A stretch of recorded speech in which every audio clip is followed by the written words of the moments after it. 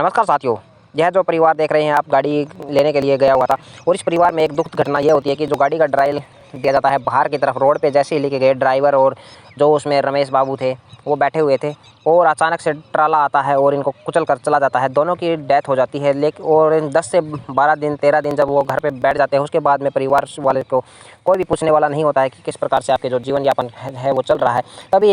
तभी उनको जब उनके डॉक्यूमेंट्स देखे जाते हैं तो उसमें उनको एक बॉन्ड नज़र आता है LIC का।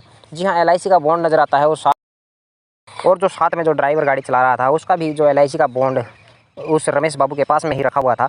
तब उन्होंने जाके उस अधिकारी को दिया LIC में और उन्होंने एक बड़ा अमाउंट किया हुआ था, जबकि जो रमेश बाबू हैं उन्होंने 3 से 4 पेमेंट दी गई थी और जो ड्राइवर है उन्होंने सिर्फ 2 पेमेंट दी गई थी। ड्राइवर का है लाखों में अमाउंट था और रमेश बाबू का करोड़ों में अमाउंट था, जिनसे उनकी परिवार की आर्थिक मदद हो सकी।